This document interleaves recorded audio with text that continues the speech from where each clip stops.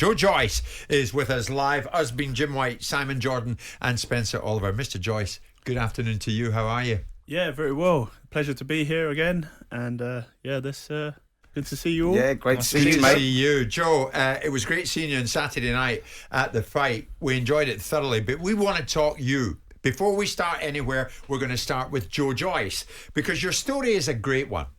From silver medalist at Rio, pro career, strength to strength. You're flying. You've held the British Commonwealth, WBC silver and WBO international heavyweight titles since 2020, and the European heavyweight title as well. And now, as you very kindly revealed to Simon and myself on Saturday night at the fight at Wembley, next up for you, Joseph Parker. Do you feel you are going places, Joe? Yeah, definitely. I'm ready, and I'm undefeated, and I'm just excited to put on a great show. Joseph Parker's like a great fighter. He's outside the top four. It's the best fight for me. So I'm just ready and waiting for to get to lace the gloves up and get in the ring and smash him up. Mate, I've got to say, Joe, like I said to you earlier on, like, I respect what you're doing there, because that sort of fight, fighters would hang around. You're number one, number two in the WBO rankings. Yeah. You'd hang around normally and wait for a belt to be on the line, a fight of that magnitude, and both of you guys are going at it just as because all the other belts are tied up. You got to respect a fighter for doing that. By the way, as well, I just want to bring up while we're here that Jim and Simon, before you come were complaining because they couldn't see anything because they were sitting behind you. So they had a little moan up about it. So I was conscious of that. I was trying to lean over a little bit, but then I got a bit involved in the fight and then I forgot about it. So I was fine. I mean, your manager Adam Morley was sitting to your left, and I was directly behind him, and he's actually smaller than Spencer, which is saying something. So I could see everything, but Simon's view was somewhat impeded and obstructed. Obstructed. And he did say to me, I do remember at one stage Simon said to me, and I quote Joe, "I'm going to sort him out." All right, really? Yeah. Now I restrained him. And then he thought differently. No, it was great. Why we're here then? Why we're here then? We was talking about beforehand that you could demonstrate the uppercut on Simon. Actually, yes, that's a good idea. It's a great idea. Well, let's do Tyson did on Dillian. We'll maybe do that. We'll maybe do that closer to 1 o'clock so that we can hear Simon for the next 20 minutes. But it is a thrilling time in your life, Joe. It's a thrilling. This is why you're in the fight game, isn't it? For moments like the one that's coming up against Parker. Yeah, definitely. That's why I'm in the sport. It's all exciting now. There's plenty of good heavyweights out there to fight, and I'm edging closer to the inner circle. Just got Joe Parker to beat, and let's see what happens with these other fights, and see if Fury stays in retirement, and I don't know. Let's see what happens. Yeah. Well, the landscape's interesting for you now, isn't it? Because obviously the Dubois fight changed the direction for you in some people's minds, right? Not in your mind, because you went into that fight to win that fight. You then fight Carlos Takam. Now, I was listening to Joseph Parker the other day, and you in your inimitable, very amiable style, Joseph Parker tells you how he's going to break you down, and your response is, well, we'll see about that, won't we? I mean, this fight itself is a gateway to what, do you think? You're number one and number two in the WBO. So it's a fight that has something in terms of jeopardy, but not any particular end product attached to it in terms of you're not fighting for anything besides being number one and two in that division. What do you hope to see next? I don't want you to look past Parker, but for the point of view of assuming you're going to win, because that's why you're going into that fight, what do you see next happening? What's Frank targeted to do with you?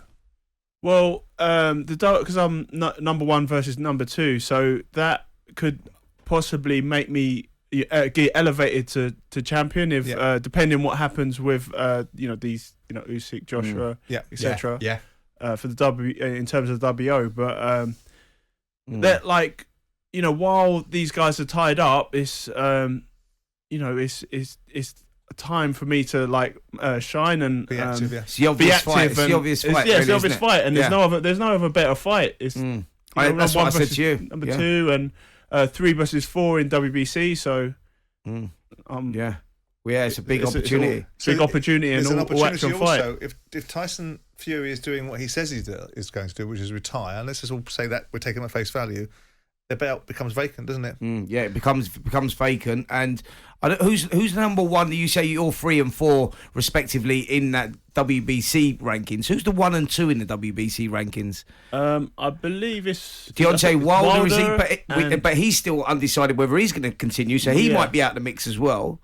And then it leaves whoever's the number 2. I'm not sure who the number 2 was. I don't know if is it Frank Sanchez or someone like that. I'm not sure. Yeah, I'd have to double check on that. Yeah, but what I'm saying is there could be an opportunity that you then get elevated to fight for that vacant title if that that's my becomes point. because you've got a high ranking. Yeah, And especially if those belts become available, then I'm right first in line to go for them. Sure. That's my point. Do you see collect Parker them. as a dangerous fight for you, or do you see one that you can see where it can be won and you're going to damn well win it? Yeah, they're all dangerous from this point. Well, they've all been dangerous throughout my career, but like stepping up each time, and now I'm like pretty much at the top of the ladder.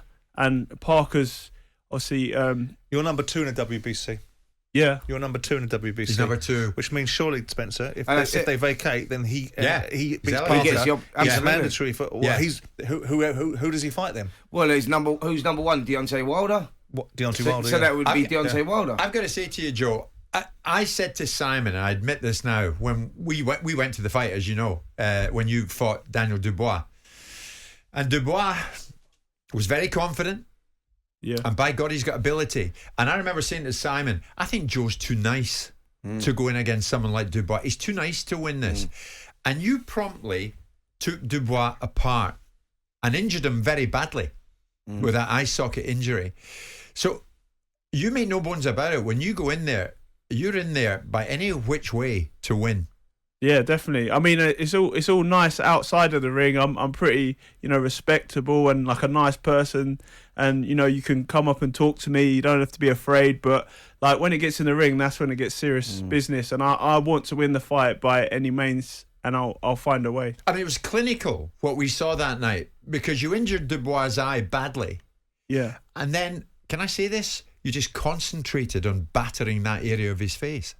Yeah, I mean, when there's like there's a weakness, you can't I mean, it was right there for me to hit, so I went ahead and hit it. I mean, Spencer, Well, anybody right. who doesn't get the brutality of boxing should have been there that night. Well, if you don't get the brutality of boxing, you're not going to be in the ring in the first place, Jim. Like, to give you an analogy, like say when I was younger, my brother was like 4 years older than me, but we would spar. But when you got in there to spar, and this is your brother, you get in the spar, you knock the daylights out of each other because you just go in there and do the job. So if you see a guy with an injury, say if a guy's... That's what Joe did. And it's that competitiveness as well. You wanna win. So I mean, it's a sport at the end of the day, but you're trading punches, so it is quite violent. Do you prefer being underdog or the favourite in a fight, Joe? I don't mind. I mean, I guess underdog, you have less pressure because you're not going to win anyway. You're too slow, robotic, whatever. But then I can prove people wrong. Yeah.